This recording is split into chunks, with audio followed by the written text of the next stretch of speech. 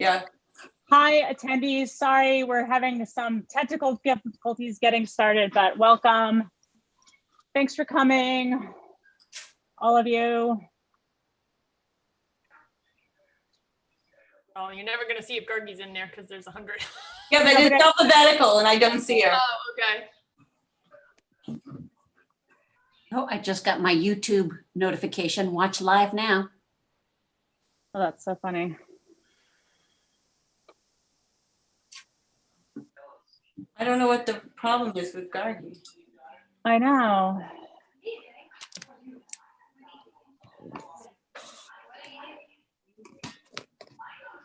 Gargi's in as a guest under the attendees. All right, I'll move her.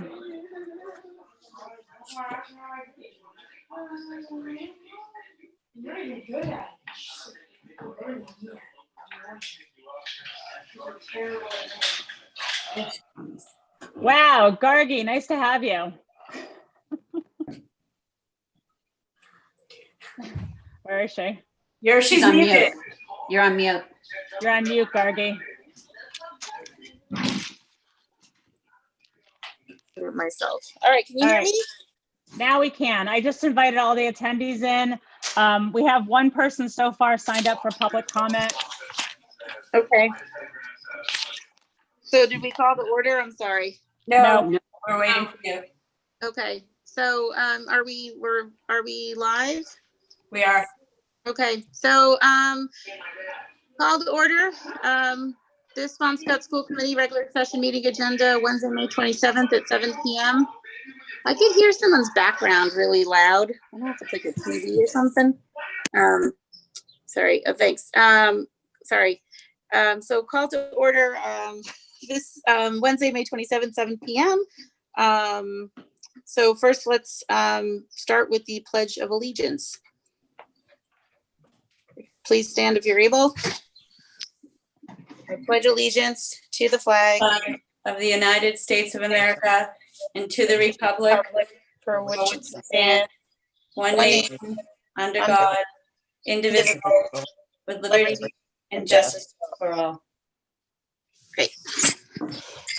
Okay, so Suzanne, sorry, I'm on my phone because my computer was not working. So is there anyone for public comment? Actually, I was supposed to read this. I apologize. So You're on mute, Suzanne. He's muted. Sorry, go ahead and read your virtual meeting thing and the part about being recorded. okay, virtual meeting, yes. So in accordance with the executive order issued by Governor Baker on March 12th, order suspending provisions of open meeting law. So we have public comment. This is being recorded. Please email write@swampscott.k12.ma.us or text at 617-821-5075 for public comment. So while we wait for that to happen, we can move on to community announcements and then circle back. Gargi, can I ask that you repeat that text number? I think that there are a number of people who do want to speak. Okay, it's 617-821-5075. So please text your name and that you would like to speak. So, and the people who are on the Zoom meeting can use the Q&A feature if they want to tell us they want to speak. That would make things faster. Okay. So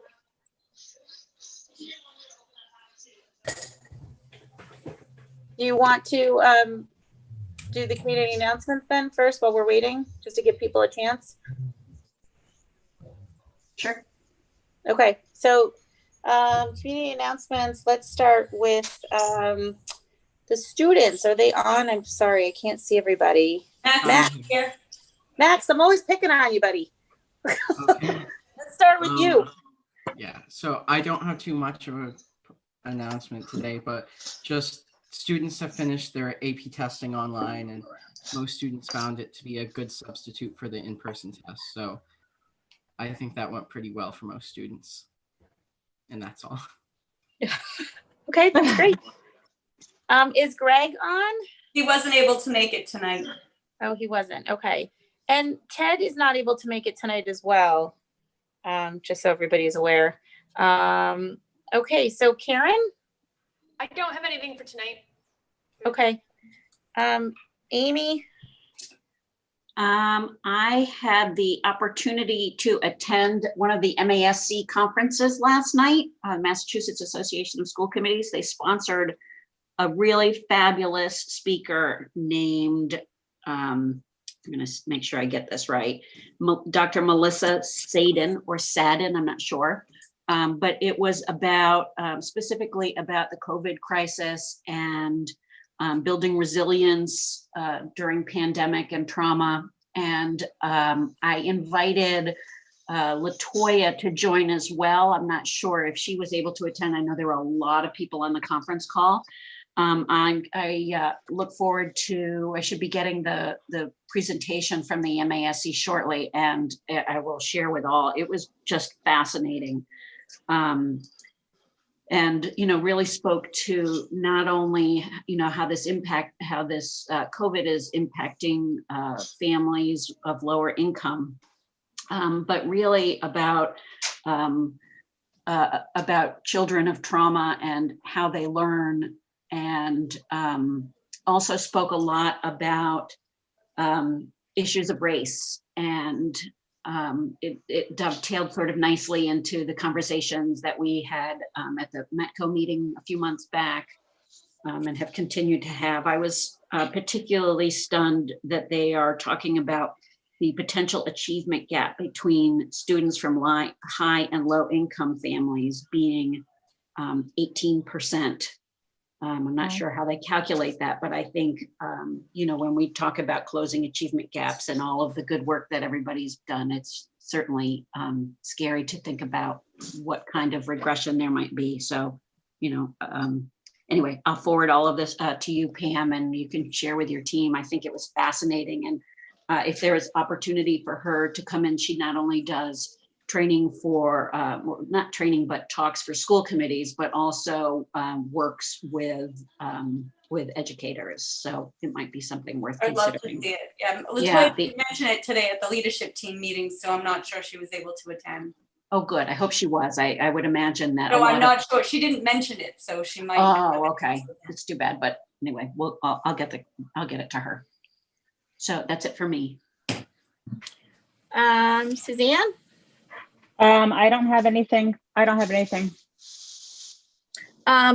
I received my banner. So I just want to thank for the Love of Swampscott partnering with our parents. I know a few parents' names, Anna Lanzilli, so I did receive it. I'm excited to put it up. And just, you know, even if you didn't order one, you could make a sign or a poster or anything to support the graduates. So encourage people to do that. And I don't think I purchased, just to piggyback on that, the district purchased 7 banners for each of the schools and for the lunch, the grab-and-go lunch. So we look forward to hanging them as well and honoring our kids. That's great. Okay, so I'm going to just go back over to public comment to see if there's any that anybody would like to speak for public comment tonight. So right now, the only person signed up is Mr. Reed. Oh, okay. So So if you let him into the. I'm gonna, yeah, hold on. I'm gonna find him and allow him to talk. All right, Mr. Reed, you've been unmuted. Hey, can you hear me? Yes, we can. Well, Can't see though. you can't see me? No. Thank you. That's okay. So- We can. So Mr. Reed, I just wanted to let you know, so as you know, public comment is about 3 minutes. It's the Right. time that the school committee listens to any feedback or issues that residents bring forward, but you will not necessarily get an answer right away because it's not a dialogue. So just wanted to put that out there. Thank you for joining us tonight. Sure. So are you not seeing me? We're not seeing you. Because I don't have the usual place to turn my camera on that I have when I host meetings. Huh. Maybe In fact, because you're listed as an attendee. I'm still learning that. it could be, I have a message on my screen that says, you are viewing Suzanne Wright's screen. Oh, as Yeah, if but she had shared. And that's the agenda? Do you see the agenda? Yes, I do. Huh. That seems to have been shared instead of, But you're not even showing up in the window. Your name is I showing think up. attendees, I think attendees on these kind of meetings don't show unless you're a panelist. Like Correct. yeah. So why Oh, don't, so- yeah, why don't we start? So, so does that mean that I should just talk, or are you going to fix that? no, you're gonna, I think we're just gonna listen. Okay, fine. So I've been invited to give some historical perspective on the tentative agreement between the teachers and the school committee that we hope you will ratify tonight. I've been a member of every SEA bargaining team for the last 16 years. And one thing I can tell you is that at some point every time things get contentious. And this last round was definitely no exception. But when the pandemic began, something remarkable happened. We all seemed to know how important it was to settle the contract and move on to working together to determine what education should be like in this new era. So we started meeting without our lawyers. Rarely, if ever, have I felt such a spirit of mutual respect as we built in the working relationship between our bargaining team and Amy, Karen, Pam, and the other administrators on their team. For 6 weeks, as the pandemic grew and uncertainty reigned, each side really listened. Each side was flexible. We met often, well, actually I should say we Zoomed often. We worked hard. We really listened to each other with empathy and even humor at times, but with a serious sense of common purpose. We finally came to an agreement that neither side loved, but both sides agreed was fair and workable, given the current and projected economic conditions. This is why we urge you to vote to ratify the contract tonight without any more delay. Everyone knew when we made the tentative agreement that economic conditions were uncertain. That's why we accepted a lower COLA than we had wanted, lower than almost every other comparable town. And to be fair, the school committee team made concessions too. We truly worked together. In fact, I would go so far as to call this last period of negotiations a genuinely moving experience, perhaps the most cooperative and ultimately rewarding set of negotiations I've ever been involved in. So please don't jeopardize this spirit of goodwill. We know funding is uncertain, but we also know there are many potential and actual sources of money on the federal, state, and local levels. We urge you to consider as one of your top priorities the continued building of this kind of positive relationship between public employees and the school and town administrations as we face what's ahead and work together for the benefit of our students. Please respect that we were given a tentative agreement and we presented it in good faith to our members who ratified it. In 16 years of negotiations, I've never even heard of the possibility that a full school committee would ever vote against a tentative agreement that their own bargaining team signed off on in good faith and gave to the union to ask the teachers to ratify. Please don't make this the first time. Thank you very much for listening. Thank you, Mr. Reed.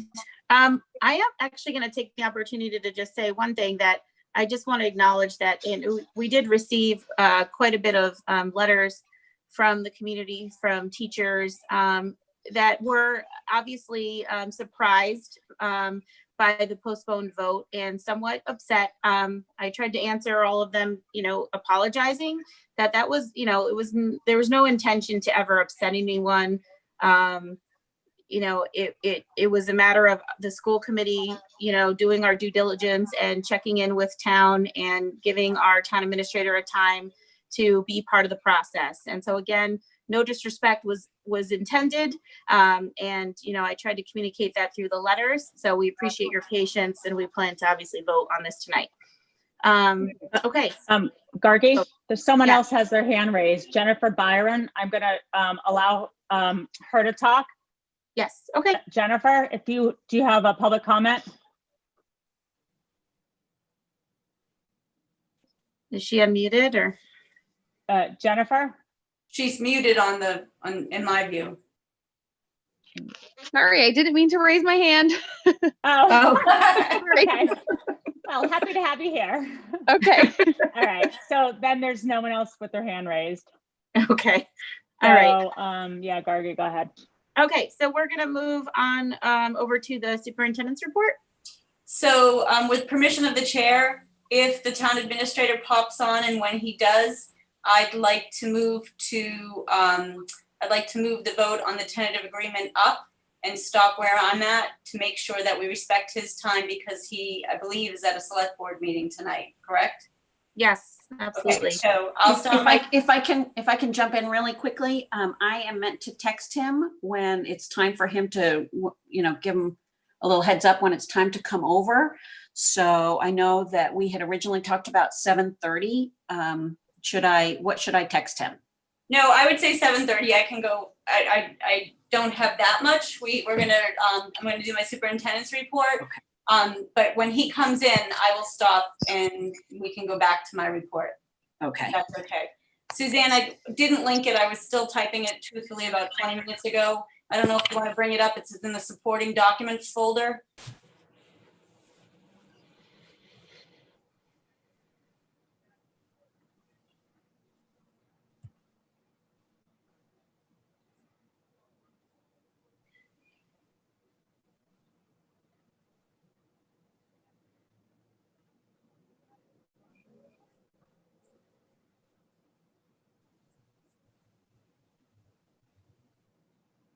Thank you. So the first thing I want to talk about is Gargi, Mr. Kohut, and myself received a letter from the New England Association of Schools and Colleges. In February, I had reported to the school committee about the collaborative conference visit to the high school. And at that time, I reported on a letter we received with the standards that we had met. And at the time I reported there were 5, but they really considered this 6. And at the time of the visit, we had a lot of commendations, and we had met 4 of the 6 foundational elements and standards that were met. And we had 2 areas for growth. Those 2 areas were learning culture. We had no vision of a graduate yet, and core values. And then the other area we did not meet was student learning, and that was our work on written curriculum maps. So that was no surprise in this letter. They reiterated. There's a host of commendations within this letter that we most recently received. They start at the bottom of one page and go halfway down the other. That document is also included in the supporting documents folder for the rest of the committee to read.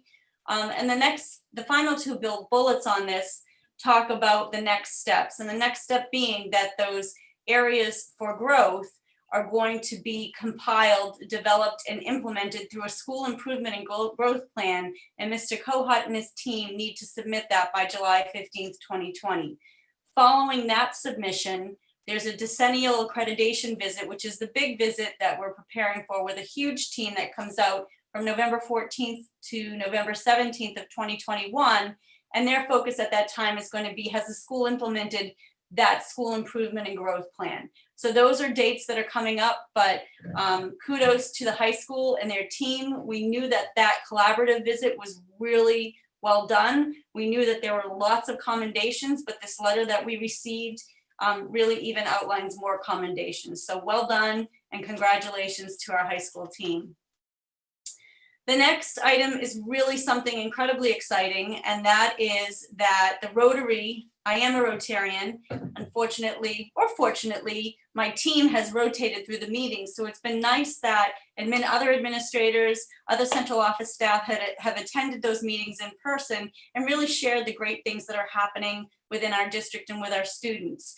And so Rotary reached out to me a while back and said, what can we do during this challenging time for you? Can you attend a meeting? And at the time, I just talked about the fact that we did not have a one-to-one program. Our tech department was trying to disseminate more Chromebooks to meet the needs of our families. And so they invited Ms. Mackie Knowles to attend a meeting on behalf of the district.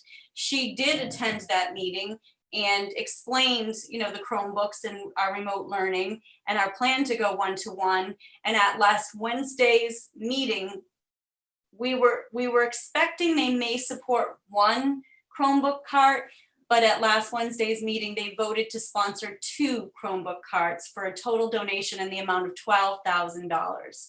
I have sent a personal thank you to the entire membership.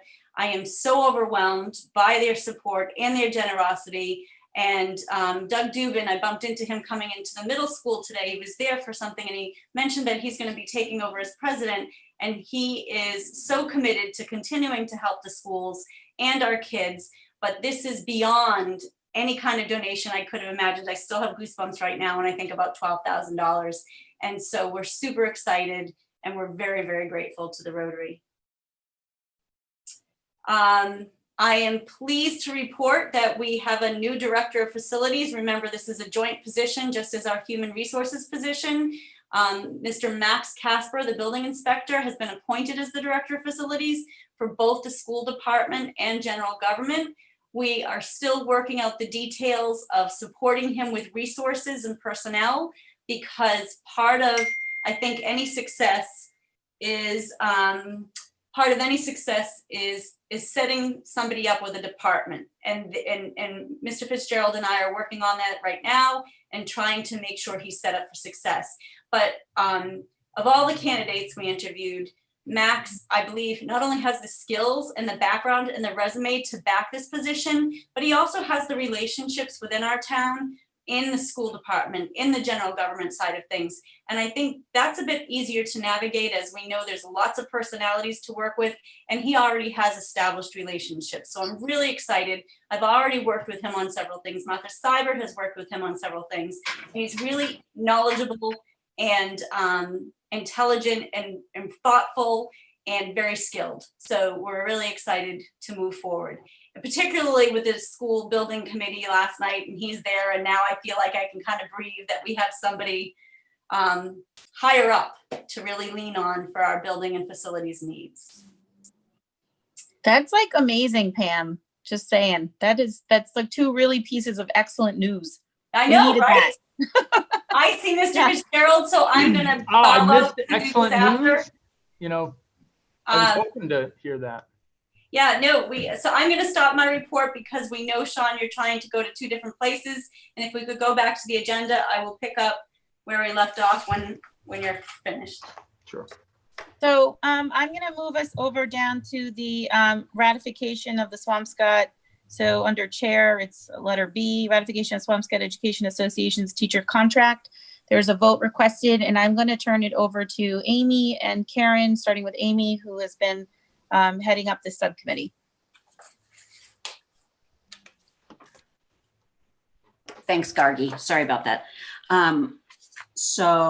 First, I'd like to thank Mr. Reed for his words at the beginning of this. They were, as he is, very thoughtful and heartfelt. And I am very pleased at where we are in the process compared to 18 months ago. Unlike Mr. Reed, this is my first round of contract negotiations with the union. So I in a very different position. Okay, so we'll get right into it. Tonight, I'd like to present the tentative agreements, or the memorandum of agreement, that the bargaining committee has reached with the teachers union. With a majority approval by the school committee and our town administrator, this, along with the current contract, will become the new contract. First, I'd like to go through the tentative agreements and then make the motion to approve. Then, as a school committee, we'll debate on the issues as they're complicated. And then call for a vote.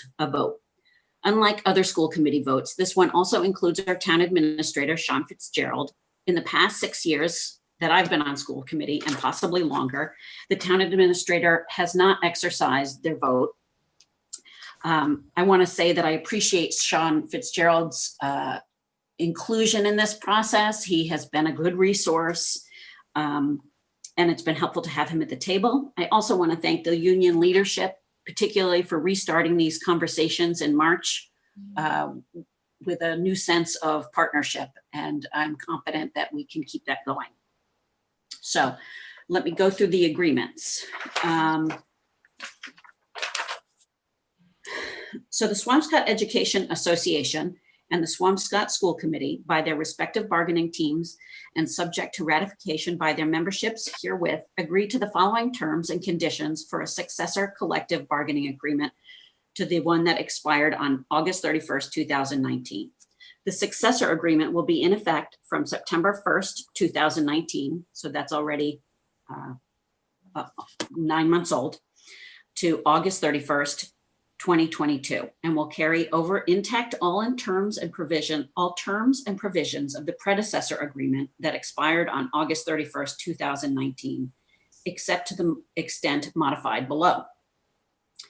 Unless specified herein, all modifications will take effect as of the date of ratification of this memorandum. The successor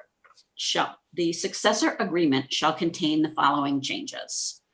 1, salaries. The increase is as follows: 1.75 for the 19-20 school year, which of course is the year that we're just wrapping up now. A 1.75 increase for 2021, and a 1.75 increase for 21-22. So 3 years, a 3-year agreement with 1 year retroactive. Number 2, we're going to reinstate Swampscott University. This will allow teachers to present relative professional development outside of school time. It could include topics on SEI, special education, technology, etc. Presenters would receive $40 an hour plus 5 hours of prep per 15 class hours or in-service credit equivalent. Attendees would receive PDPs towards recertification. Number 3, we're going to create a calendar committee to have input on the district calendar, including discussion of early release days, professional development days, conferences, and academic calendar dates. Number 4, we will create a joint union management committee to review an employee handbook. Number 5, we will create a joint union management committee to finalize stipend job descriptions. Number 6, Article 9, Section 7. We will change the language of the first sentence to: teachers may be required to attend 3 night meetings per school year.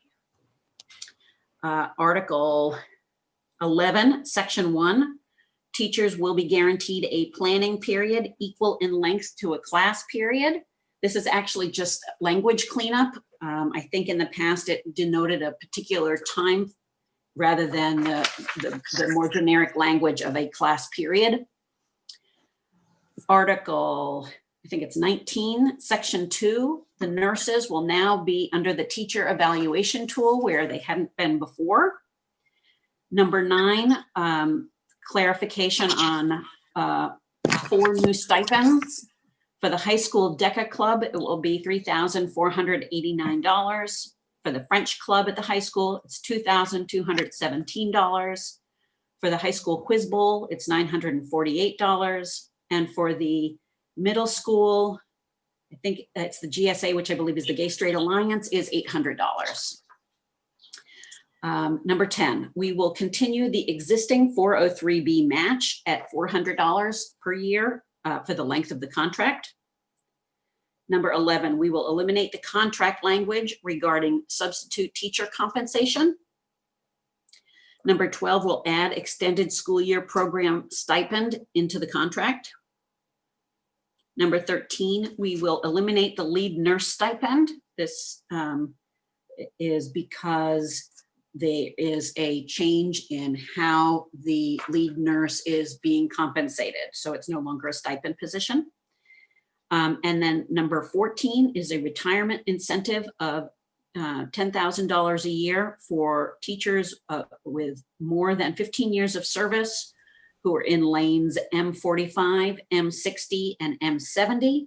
And that is on the precondition that we have at least 6 retirements. The school committee has the option to extend this incentive to other years of the contract. For the moment, it is just this year.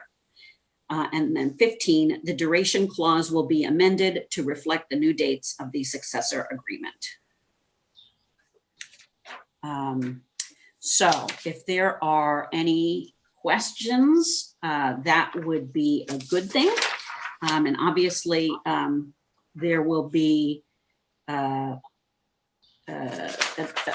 opportunity for everybody. And I think it's important for everybody on the team to talk about what their opinions are of this agreement, because I know that it has raised a lot of questions, a fair amount of concerns, and I think it's important for the public to hear.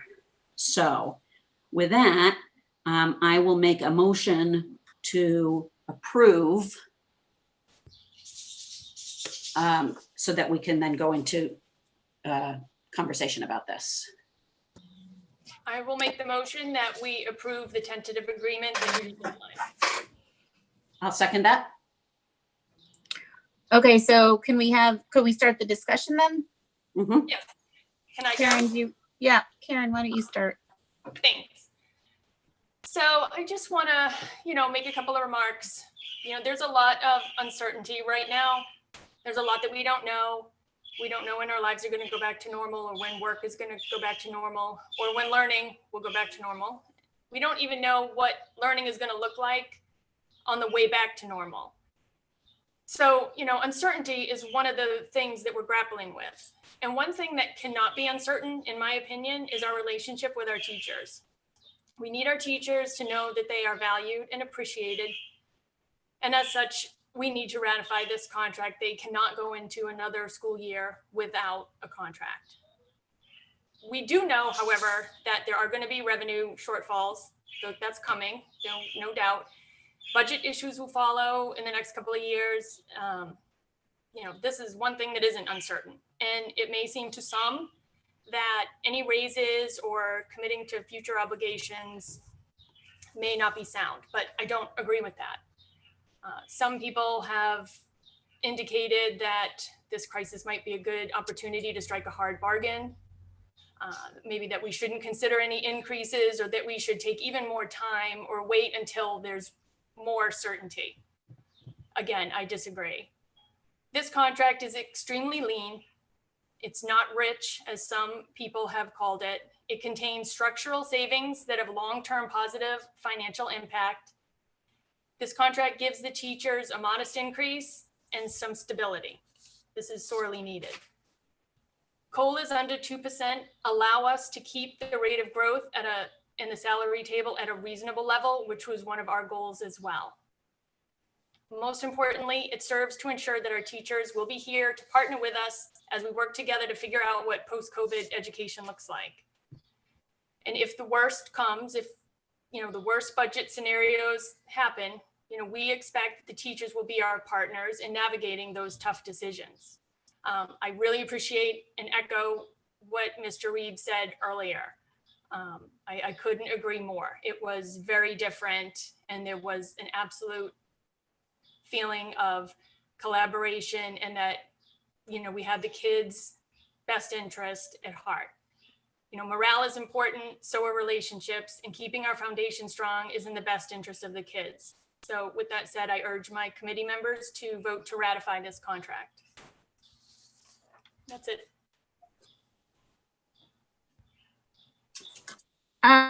Thanks, Karen. I think, Sean, do you want to chime in? Sure. Look, am I still muted? All right. So No, we can hear you. We can hear you. first, I want to thank members of the teacher bargaining team. I'm sorry I missed Tom Reed's remarks. I know that he is a mindful and thoughtful person. As we began this discussion, we presented information to both bargaining teams on the town's 10-year financial forecast. We talked about the structural deficits that we projected over the next 10 years, given our 10-year spending habits and structural issues with our contracts, where we looked at categories of expenses, both within the school department, but in the town, that really placed such a high tax burden on our residents. And so the hope was that we would get into a really,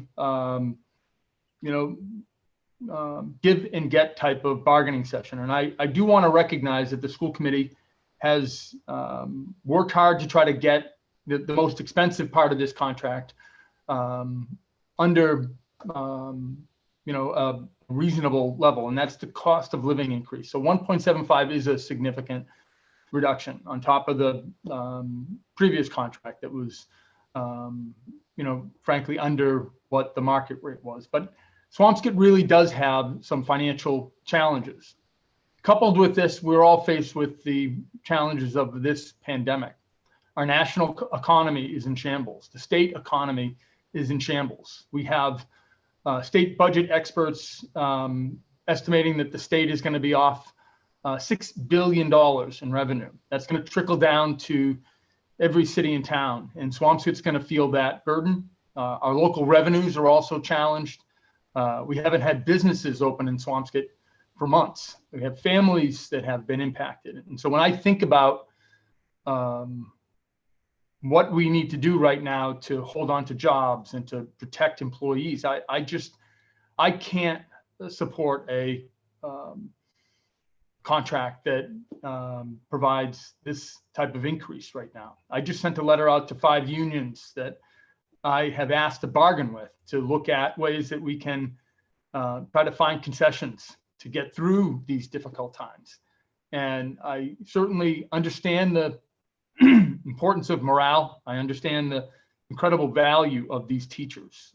As a father, I have 3 boys that are being supported in public education. And I know that, we have to count on these leaders, to think anew about education. But, we're in a crisis.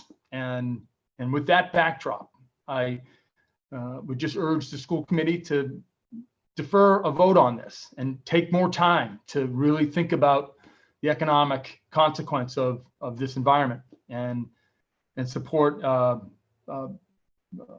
more careful discussion about the structural issues that we face as a community.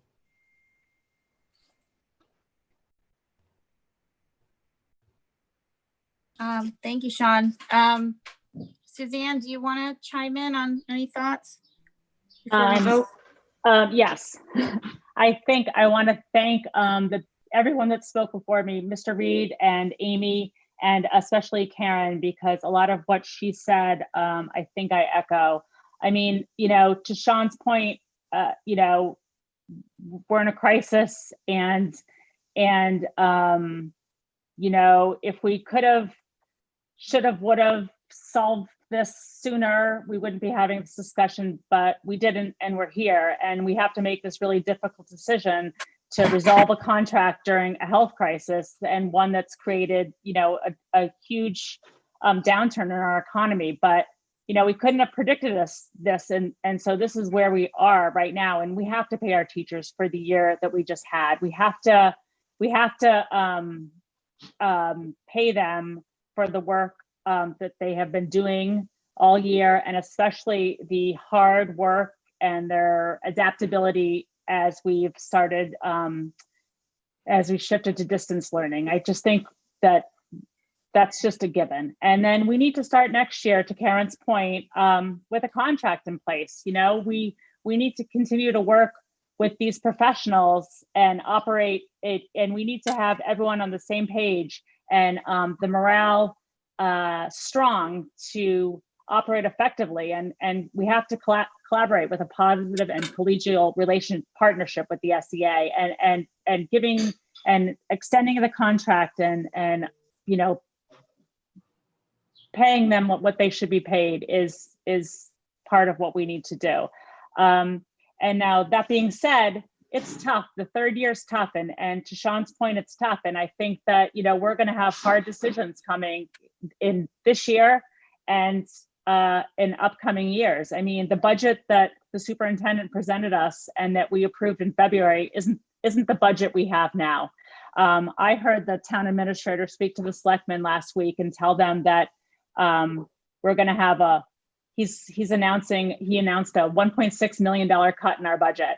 46% of that was the school. So that's about $760,000 that we're going to have to find in an already really tight budget. And so we are going to have tough decisions. And much like what the town administrator did with his unions, we're going to have to talk with our unions too. And we're going to have to figure this out. But the teachers deserve to have a contract, and they deserve to have a fair COLA.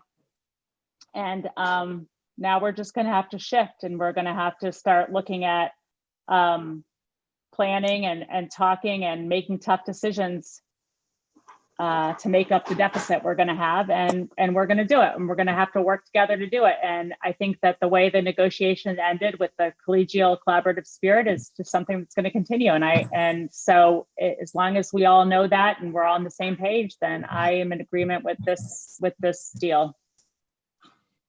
I think that's it, Gargi. Okay, I think I just wanted to say a few words. You know, I want to thank all the work the bargaining team has done. So I was actually on bargaining the first go around 6 years ago. And I will tell you, it's challenging. It's really hard. It's hard on both sides. It's emotionally draining. It goes on. We ended up mediating, I think, last time. And I have to say, it is a real win to have to be able to sit down and have some real conversations. And that's what I'm hearing now from our bargaining team and from the SEA bargaining leadership. And I think that's a big deal. And I think that's a huge win for everyone. I worry about the fact that the school committee is not being supported by our town administrator, because I think our partnership has grown really strong over the past couple years. And I've been really proud of that as a school board member. Again, we all have to sometimes agree to disagree. I think what we are, you know, as a person who works in a neighboring community, and there are cuts and there's, you know, similar issues with unions, like I get it. Like there's a lot of unknowns. We know there are going to be tough budgets and tough decisions, but the work is happening now. And I think it's really important to support our staff, because everybody is working harder than they ever have and adapting to changes really fast. So I'm feeling odd about the fact that we're not being supported by the town on this. And I hope that doesn't, you know, I think conversations need to keep happening, and budgets are going to keep shifting and changing. But I think taking the risk, you know, like Suzanne is pointing out in this third year, is something we kind of have to do, because we are trying to work together with, you know, and we're expecting some flexibility, hopefully, with the bargaining team, the SEA side as well. And I think it's just important at this time to move forward. So that is my take on it as well. So I think if anyone else has further, I don't know if Amy, if you wanted to close out, if you had any ideas or more thoughts. Well, I did want to share my thoughts, since I didn't want to editorialize during the reading of the agreement. But I will also preface this by saying I wrote a long statement, and much of it I'm not going to read, since it's already been spoken by Karen and Suzanne. And like Gargi, I always say, I really appreciate your ability to say these things so succinctly. But I do want to acknowledge to some degree what Mr. Reed said. These last 18 months have really been a slog, and reaching a contract settlement, particularly before we head into a new school year, and particularly before we head into a new school year that has so many unknowns. It's an imperative. And the COVID and the budget crisis really just reinforced this imperative. Without a contract, our superintendent is at risk of not accomplishing mandates, and our children are at risk with dissatisfied teachers. So I think it's the right thing to do to ensure that the people that we value feel valued. We maintained focus from the very beginning of negotiations on making structural change that would make this contract more sustainable over the long term. We wanted to slow budget growth. And two of the large factors that we focused on from the very beginning are the COLA, which is the cost of living increase, and the substitute teacher spending. A 1.75 increase annually is below average of our peer communities. And while our salary table is a little bit better than average, it's been our contention that we could slow COLA growth for 3 years, or actually 6, if you want to include the last 3 years, and keep our teachers appropriately compensated and still stay competitive in the market. The other piece is the substitute teachers, where we successfully negotiated the way that we pay them out of the contract. This gives us tremendous budget flexibility to the tune of $50,000 to $100,000 a year.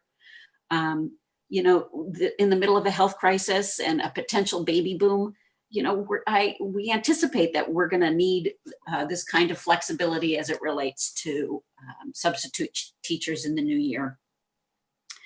I think that I respect Sean's quest for pieces of the contract that are outliers, that aren't similar to similar districts. And I think that I have hope that over time and with the relationship that we have with our union, that we'll be able to accomplish more. And I feel fully certain that we would not be able to accomplish any of it with our teachers working for a year, if not longer, without a contract. We've created long-term savings.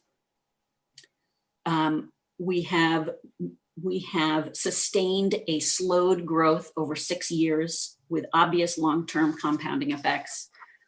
To say that there are no structural changes to this contract, I think is really not fair, both to the financial acumen of our business office, as well as our team of negotiators and our superintendent. But in all of this, I think that the most important piece of the puzzle is that we have protected and reinforced a crucial partnership with our teachers. And I look forward to continuing to work with them with a contract. Well said. So thank you, Amy. Is there any further discussion? I know that Town Council Darren Klein is also with us. I'm not sure if he wanted to say anything or should, but I just want to make sure I'm giving him opportunity. No, I think everyone spoke well. If you have any questions, I'm here to help, but otherwise I have nothing to add to very good discussion. Okay, thanks, Darren. Pam, did you have anything further to add? No? Okay. All right, so I think I would like to make the motion. Well, the motion was made to call the vote. So we would have to do a roll call. So everyone in favor of ratifying this contract, please say aye. So Gargi, aye. Karen, aye. Amy, aye. Suzanne, I. Sean, no. Okay. All right. Thank you, everyone. So that motion passes. So I know there's going to be a lot of work to be done, and I'm just glad we can, the committee can put this behind us, and so the leadership can work with their staff to kind of to move forward. So thanks everybody for their hard work on this.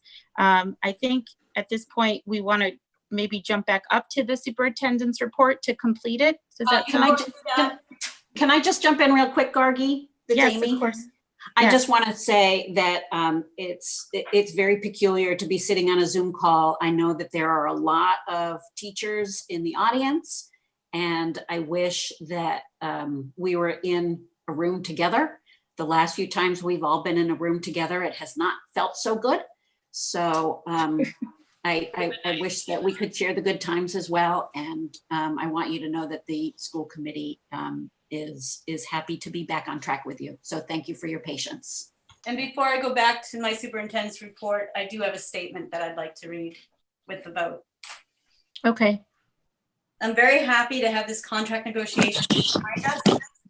Countless times throughout the process, I stressed how much we respect and value our teachers.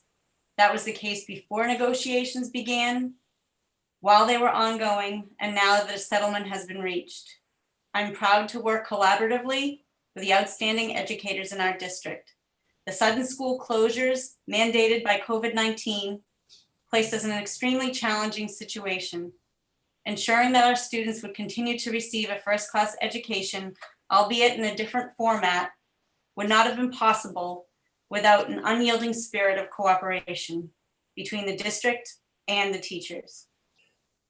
Our transition to remote teaching and learning was as seamless as could reasonably be expected, and as a result, we're in a good place right now.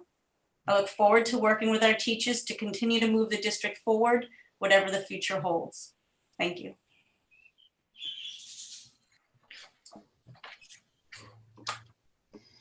All right, well, I certainly pledge my continued partnership with the school district and the school committee, and understand that, frankly, there may be divergence of opinion about some of the responsibilities we have, but I think we all share a mission to try to help Swampscott during these very difficult times. I want to thank my colleagues, and I wish you safety during these challenging times, and I look forward to catching up. Thanks, Sean. All right, Thanks. take care. Gargi, Yes. just quickly, there's some teachers thanking us on the Q&A, and I just want to echo that thank you back to them for all they're doing for the district and our children and the hard work they're doing. And I'm glad that that we're moving forward. Just wanted you to know that. Yes, I happening. actually saw it. I was trying to do like a thumbs up emoji, but I couldn't. I know, figure out how to do It's that, like, so. I know, and really, yeah, just so you know, it's just so everyone knows. To Amy's point, like, we're not in the same room, and it just feels weird not to be celebrating or signing something or whatever. But Yes, I agree. all right, All right, okay, take move care. on. Thank you, Sean. Thank you, Okay. everyone. Stay safe. Thank you. So thank you, Darren. Okay, so we're gonna move back over, Pam, we're gonna move back over to your superintendent's report. Yes, to please. Okay, yes, to complete it. Thanks. Yes.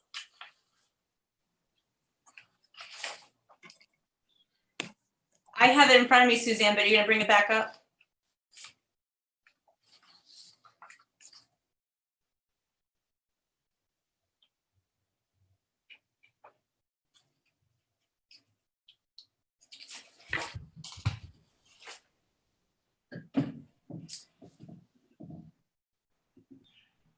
Can't hear you.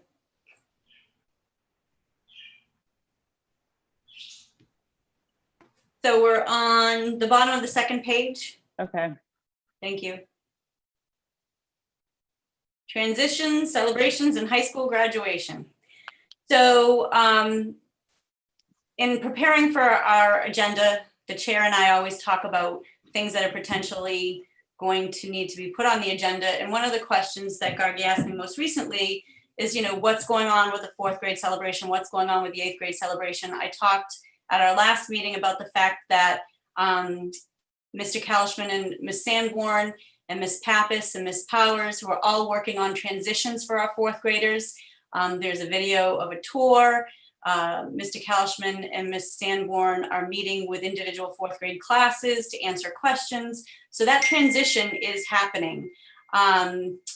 The other thing in terms of celebrations is that our elementary principals are working with their 4th grade teachers and their families to figure out appropriate celebrations for each of those schools. We talked about having a unified celebration. Principals felt appropriately that each elementary school has its own culture, and so we're giving them permission to lead that. As many people responded on Twitter to me, Mr. Kalishman sent a TikTok message about the fact that the 8th grade celebration will occur when we're given at a later date, and it will be in person. I want to emphasize in both of these cases that 4th grade moving on and 8th grade moving on are not equivalent to a high school graduation. So for people to chime in on Twitter and say, Mr. Kalishman did the right thing, the middle school did the right thing, now it's time for the high school to step up and do the right thing for our high school graduation. They're entirely different categories. As a former 5th grade teacher who ran the moving on ceremony at the elementary schools, it is a moving on ceremony.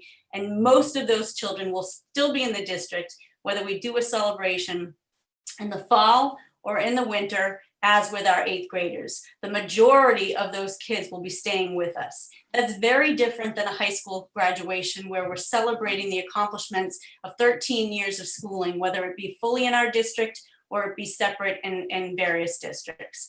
So I just want to emphasize that to equate an 8th grade moving on with a high school graduation is just not apples to apples in my view. So high school graduation is incredibly different. But last week, we had the opportunity to schedule a small group meeting with representative parents from the class of 2020. Mr. Swanstrom, Dr. Finn, and Mr. Seligson attended to present their plan that they attempted to present at our last school committee meeting and that they spoke of at public comment.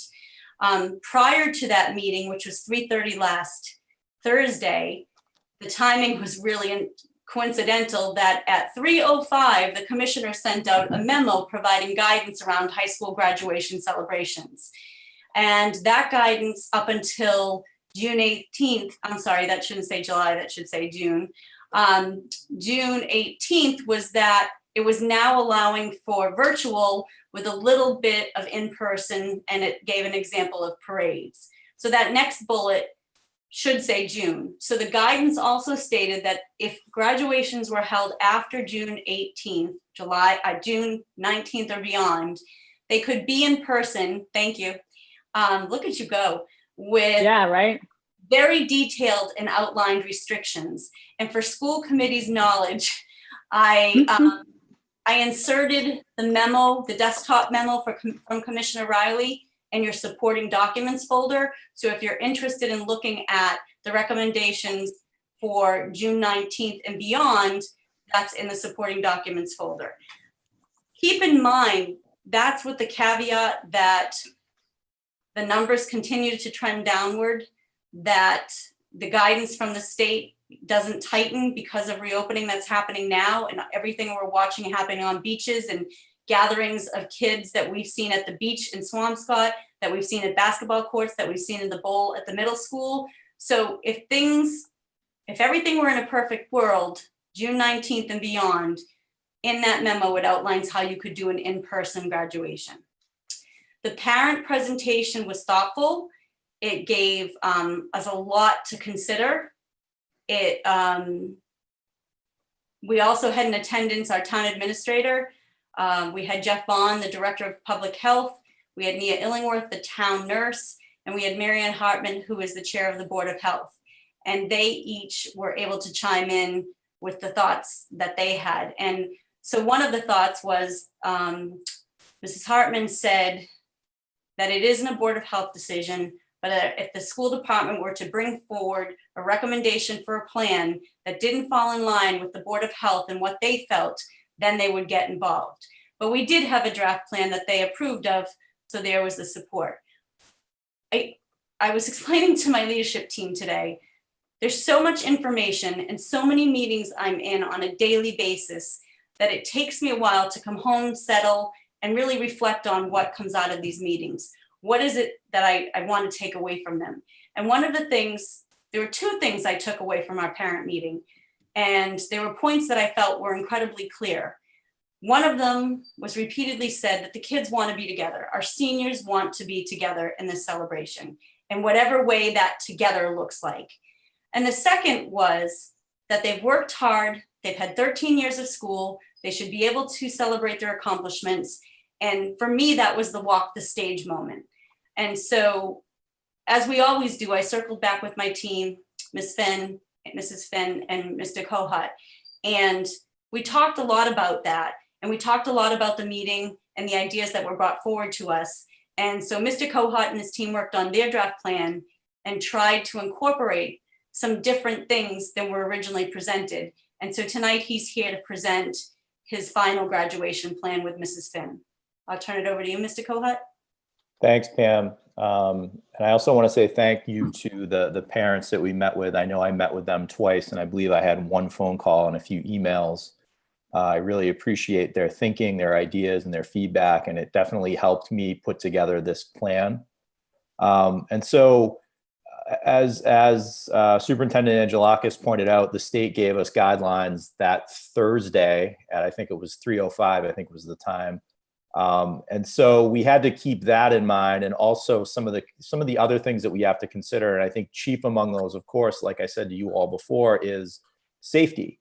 And so we looked at a number of different options that are out there. One of which was something that I already mentioned before, which was the virtual sort of drive up hybrid model.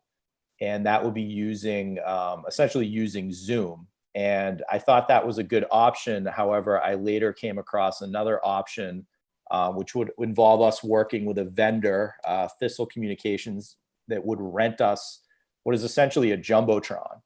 And I think we're all kind of zoomed out, no offense. I mean, I know we're on Zoom right now and there's probably no other way to do a lot of this, but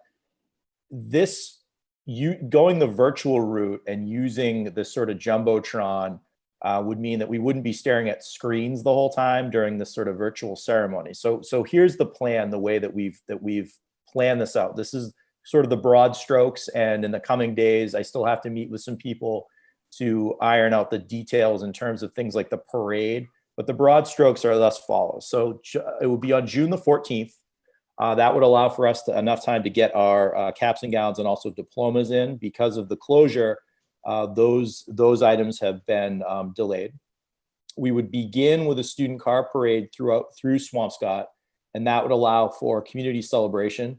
Obviously, we need to coordinate that with the DPW and the police.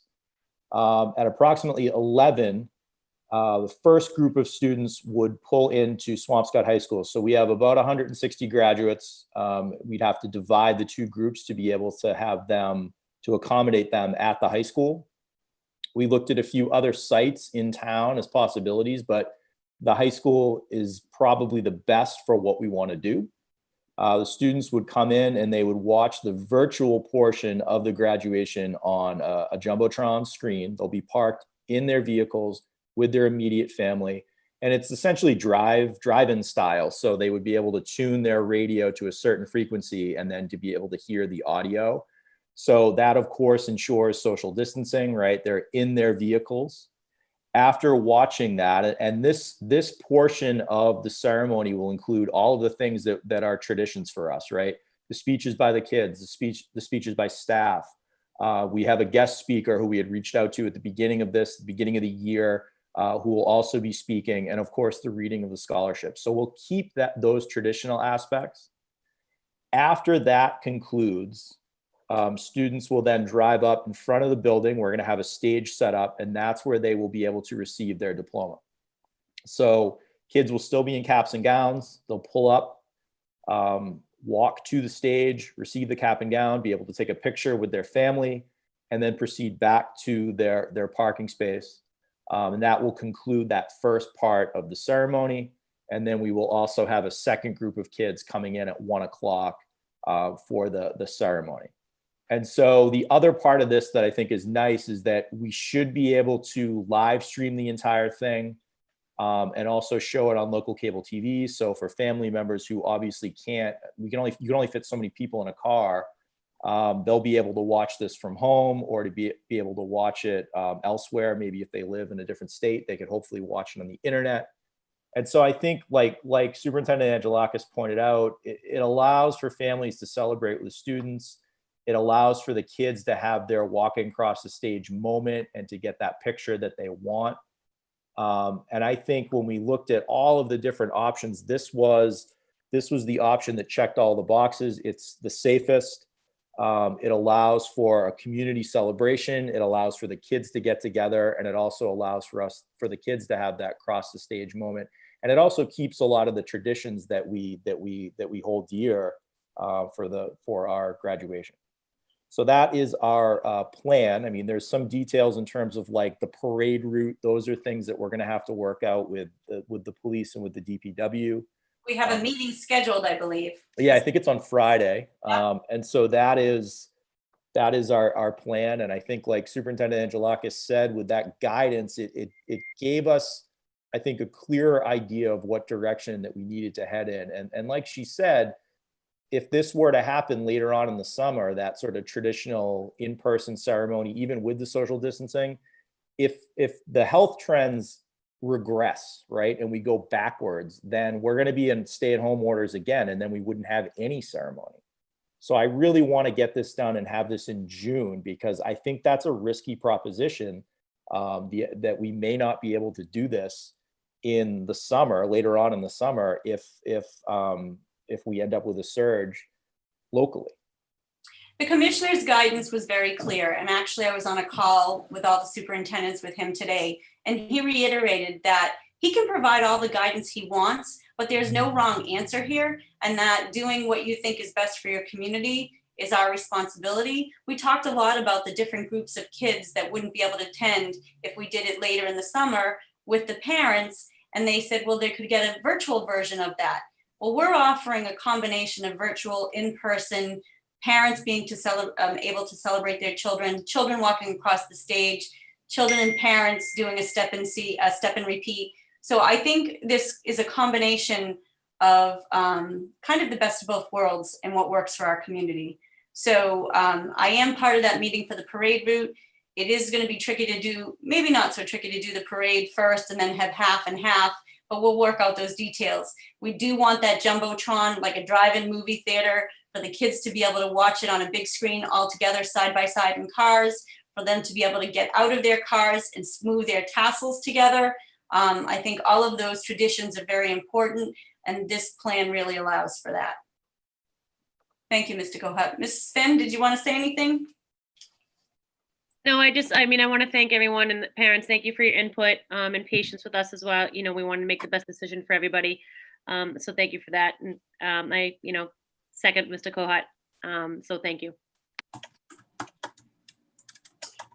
So if I know it's later in the agenda under the chair update, and that is my evaluation. And Gargi, we talked about going over an update on my goals, which I couldn't even find. I'm going to confess my mid-year, because I have half of my work here at home and I have half of my work in my office.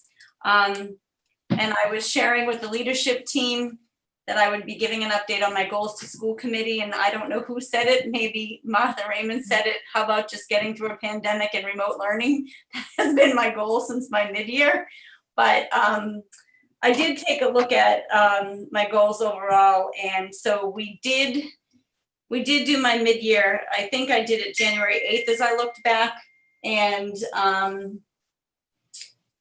following that January 8th, I believe it was February, correct me if I'm wrong, Mrs. Raymond, and we had the issue at the preschool and the flooding and the closure of the preschools.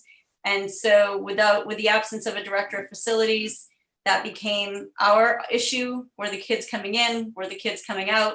What floors needed to be done? It became our issue with the middle school, with the tiles that popped up. I can say that solidly took a month of time to mitigate, to have air quality tests done, to have the pipes repaired. When I think back to what happened between my mid-year to all of you and where I was at with my goals and today. And then March 13th, the day we had the teachers come in and the students did not come in, it's all a blur since then. So I know we want to get to superintendent evaluation.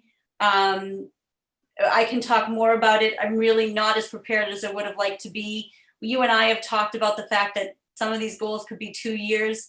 I'm going to have to change course because I don't know what the fall looks like. The commissioner said today that by mid-June, which is only a couple of weeks away, they might possibly give us an idea of what it might look like. That doesn't make me feel solid that we're going to know what it looks like. I am waiting for his recommendations from his advisory board on a reopening to get our advisory board up and running, our reopening task force. So there's a lot of moving parts. And I guess I'll just let you get to your chair report and you can ask me questions from there. Okay, so I'll just piggyback that, I think the MASC had just given guidance that obviously what are we doing with super goals and how are we gonna do the superintendent evaluation this year? And I completely agree with the statement from, if it was Martha Raymond, that we're in a pandemic. So obviously this doesn't seem like the most important pressing thing to do. I think the guidance was just saying that, hey, look at what you accomplished between September to March before it hit. You did give us an update. I think it was late January. There was a lot of discussion too, in terms that, a lot of these can be extended. One of them is your strategic plan, which I'm sure is going to shift again now, given what we're doing. And some will continue. Obviously, the work continues. They don't have to be tweaked and changed every year, right? So I think I just wanted to try to keep the committee on a timeline and a time frame, because I really don't want your eval to get pushed off into March, or sorry, not March, August, and things are just too crazy at that point. I would like to wrap it up for the committee sake, to get this done in June. So I think if the committee agrees that we can, just base it off of the January information and what goals we would want. I mean, you would do that in a workshop over the summer of what you want to extend anyway. But if the committee feels like, I feel weird even asking, like, if people wanted to put any questions forward, I think we should just look at people's comfort level and filling out the evaluation with the information you have. I think you've been giving us wonderful updates and really great news. We know our district is really ahead in terms of flipping over to this e-learning environment. And, I don't personally need much information, but in fairness to all committee members, I want to make sure that everybody feels like they have the information they need to do the evaluation. And I would ask that the committee, submits that to me. We can send it out and kind of get it in by mid-June, so we can get this completed by the last meeting. And please forward me any questions. I forward me any questions, because really, when I'm writing my superintendent's report 20 minutes before we get on, because the day's just been nonstop, it's really hard. So I'm sure I need to go back and think about some things, and I really would love to answer any questions you have before you address it. You try to fill it out. Great. So I think we can just kind of, circulate the template, just to get what people can fill out what they can, or ask questions of what they want. Can I just say something? If we're thinking about going to 2-year, like if we're thinking, these goals are getting extended or modifying, why don't we treat June like a mid-year evaluation, like the middle of the 2-year cycle, and like have Pam sort of update where she is right now and what goals. Suzanne, I really like that idea. I think it's unfair to rate your goals based on what there's so much has happened since March 13th.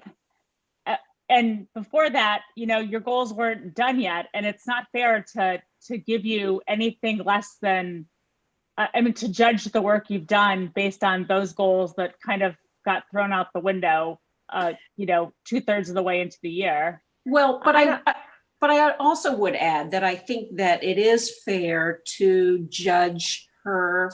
Sorry, I don't mean to speak about you in the third person, superintendent. I think it is fair to judge on the work that is being done. And I think that we also need to give credit where it's due for the superintendent's ability to pivot and get her team to pivot. And while the evaluation tool is set up in a way that sort of aims us towards responding to very specific goals that were set, I think that there's the opportunity to expand that. And look, here we are, interestingly enough, in the same place that we were, I think it was 3 years ago, when the roof blew off of Hadley, and our superintendent spent the bulk of her days managing facilities. And so, Pam, your news about Max Casper joining is music. And knowing that like the Hadley roof and the leak at the preschool, that you will not be tasked with doing these things that aren't your job, and that take you away from what we really need you to do. So my area of expertise. It's becoming it. Not what you went to educate for your 3 masters for. Right. So I think looking at this as a midpoint, Suzanne, I think that's a great idea, but I think there's just some sort of rating score that has to be submitted to someone. Pam, I forgot already. Again, we just talked about it. Department of Education, Department of Secondary Education. There has to be an overall rating. Yeah. So I really just wanted that to be done so that we can Pam can move forward, and things will continue, obviously, and these goals can be continuous, but we still I think need a rating. Deadline of August 1st. August 1st is when the deadline for them being submitted, but the sooner the better. We have been out of cycle, and it would be helpful to have it back in cycle. But I will So- add that I think the onus is really on the school committee and not on you, Pam. We did the work ahead of time, and now it's just a question of looking through our notes for the year and doing the evaluation. I don't think this should weigh heavy on you. No, that's exactly what I'm saying, Amy. Like it's up to us to fill that out and get that done so that she doesn't, I think things Yeah. the information is there. We know it. I don't know how formal. I think we could do like more of just a summation of your thoughts on everybody's thoughts and give like a summative rating. I mean, I could look it up or talk to Dorothy and make sure that's fine. I just want to make sure the rating is correct and what's Right. submitted is done in advance. And I'd like to obviously be, typically I wouldn't be part of the process because I wouldn't be here in April, but because it got pushed. I want to make sure I'm part of it and I want to get it done. So really, yeah, taking this away from Pam, if any committee member feels like they have questions, I think we can ask it, if you're looking for more information, but really looking at this as a summary of her work for this year. And then when you guys meet in your workshop to kind of look at goals or whatever, you can just kind of move some stuff forward, if that makes sense. So does everyone agree with that? Is that okay? Yep, Yeah. I do. Okay, so I'll make sure that we get a template around. I'll check on that. Suzanne, I'm probably gonna need your help with that. And so the tri-chair report, I just wanted to say that we did meet, we did have a little bit of a discussion about the middle school roof, and then the idea that this joint facilities person was going to be coming on board. Sean was obviously going to announce it, which Pam did tonight, which is awesome. I think this is really going to be helpful because I think there was just concerns of saying if there's, should we be reapplying again? Should we prove that the different ages of the roof will qualify us? Does that make us still, remain in the pipeline? My concern is that we don't want leaky roofs to happen during the school year. I think the town administrator said that he was concerned about just general maintenance and making sure that things were not clogged and general maintenance was happening so that your roof is lasting. I think, again, this is, the solution is a facilities director. So I think it's wonderful that Mr. Casper was hired, and so we can take that off the superintendent's plate. And hopefully he will now be leading the next submission for this emergency funds. I know. But keep in mind, I would like Martha Seibert to address the fact that she still has a dialogue open with the MSBA. And I'm hearing the communication from the general government side is that, we've been thrown out. As far as Martha and I are concerned, she still has an open dialogue. Martha, do you want to speak to that? Sure, I did. I did email my contact at the MSBA for the Accelerated Repair Program. I still haven't heard back from them. The last time it took about 2 weeks to get a response to an email, about 10 days. So I do think that they're facing a lot of issues similar to us with the pandemic. His last email response to me was that he received my request for reconsideration and that he would get back to me. So I spoke to the superintendent and I said, I don't know if that's his way of saying, I heard you, the answer is still no, or it's, I heard you and, it may be yes. So I did communicate that to the tri-chair members and to Mr. Raymond, who is on the Capital Committee. I still have not heard back. I certainly can email him again tomorrow and try and see if I can get an answer. Yeah, I mean, it's great if we do get considered, but I think the town administrator was also just speaking of now with the new Habib report and trying to look at the middle school and a plan as a whole, as opposed to doing pieces and parts. Although, if the need is there, if we're applying for emergency roof repairs, the need obviously had to have been there, right? So obviously we just don't want to push it off too long, but then again, a $3 million capital request is hard to swallow during these times. So I think there's good collaboration and discussion about this. So we'll continue that conversation. And then Karen, I just was hoping you could just give us a quick update on the emergency management update phone calls that you've been joining every day to represent the school committee. Sure. Yep, they cover a bunch of different topics every day. They always start out with sort of an update of where Swampscott's at in terms of COVID cases. So I think as of yesterday, I don't have the exact numbers, but we had over 120 lab confirmed positive cases.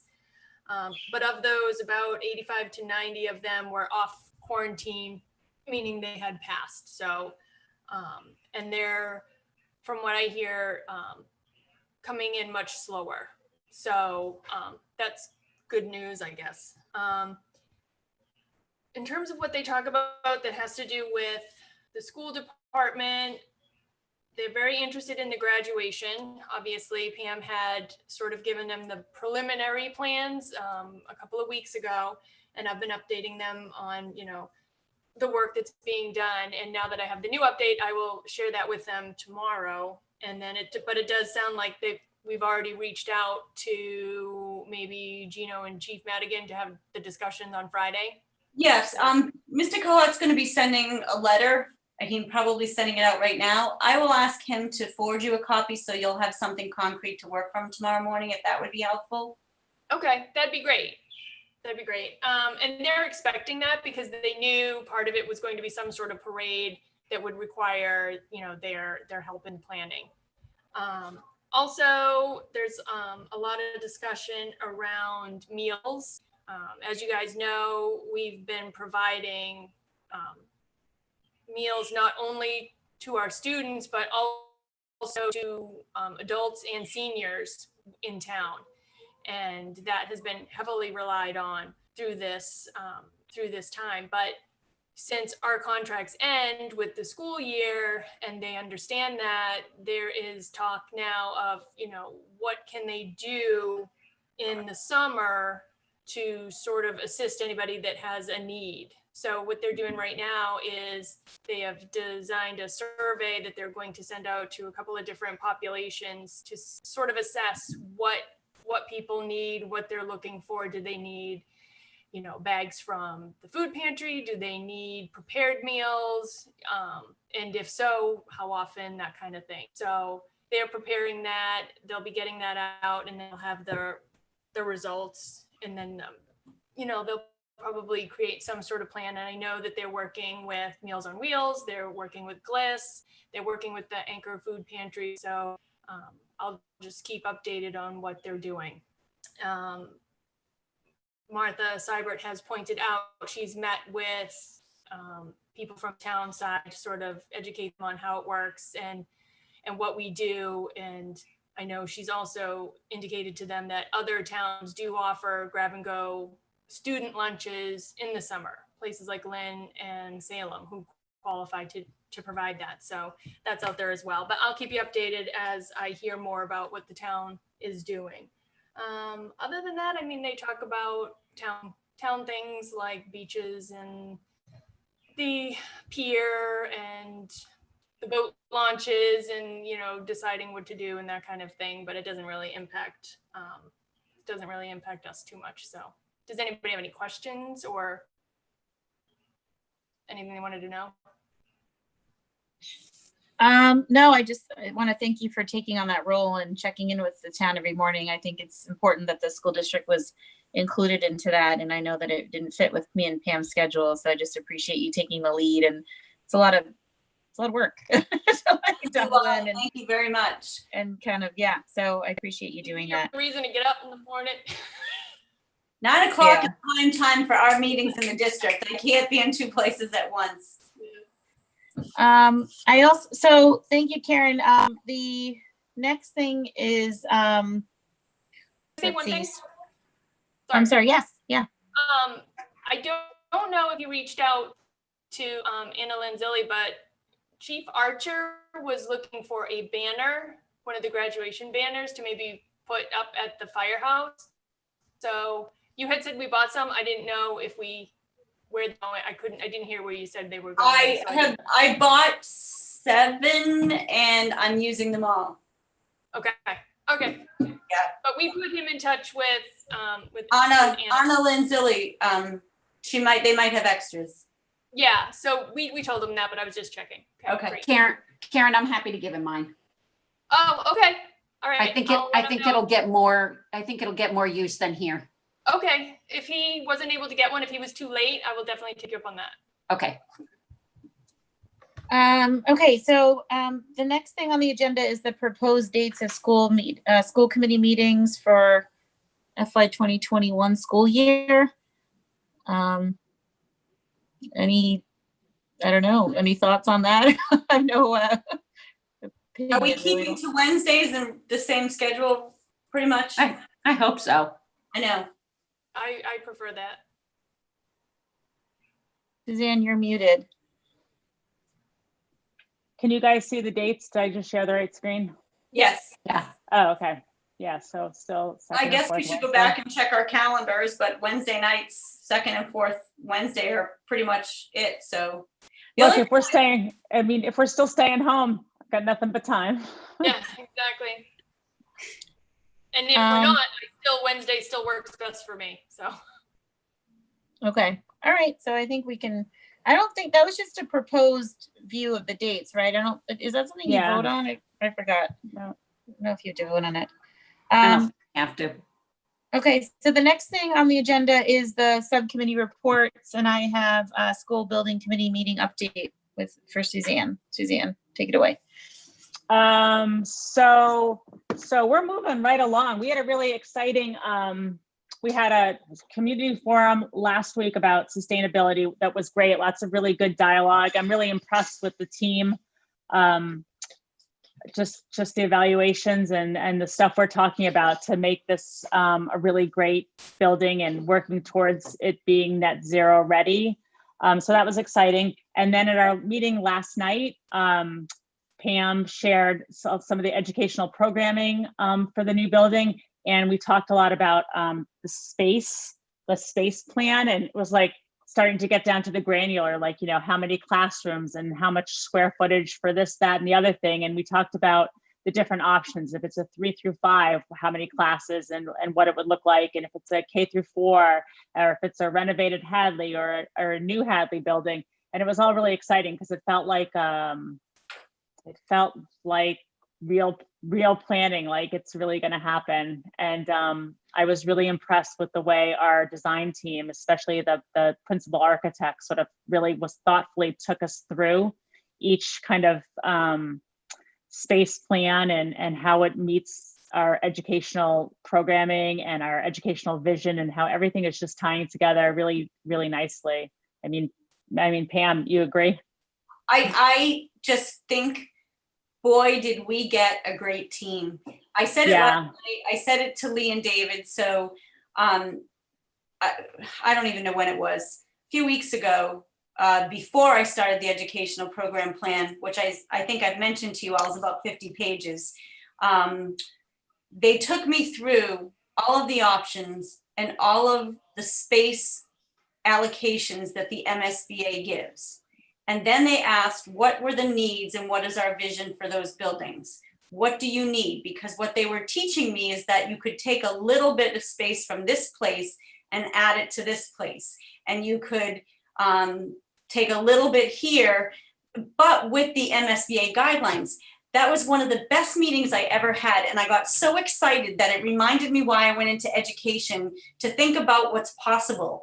And so I built off that in the educational plan, referring to the spaces that we talked about and those space allocations. So now I have to go back and work with my team and make a few tweaks to the plan. And I have about a week and a half to do that. But last night, just listening to the architect team we have, it is so exciting, so exciting. They are so thorough. They are so logical. They are so thoughtful and calculated in everything they bring to us. I have never had so much confidence as I do in this team and what they're bringing to us. So the next step is, I see your hand, Amy, but the next step is on June 16th, we're gonna have another community meeting about the sustainability goals and sort of where we're at, and with the input that we got at this last meeting, and sort of synthesize everything the building committee has been working on. So we'll have that same sustainability goals, and we're also going to be having the preliminary alternatives start to be introduced. So they're actually starting to draw and create 3D renderings of what buildings can look like and what the spaces inside those buildings are going to look like. And then that's a time for the community to sort of hear about, you know, how many classes and how much square foot for this and that, and what the outdoor spaces, you know, could potentially look like. And that's another time for community feedback for that. So, Amy? My question is about the community involvement in this. I know that you guys do a ton of outreach. Are people showing up? Are you getting good feedback? Are you getting feedback? It's kind of interesting. I mean, different people have definitely been showing up at different forums. It hasn't been the same people, which has been really nice. I mean, it's been some of the same people. But you know, we've been trying to always invite all the town meeting members. Like, we send out an email to all town meeting members. We send out Facebook.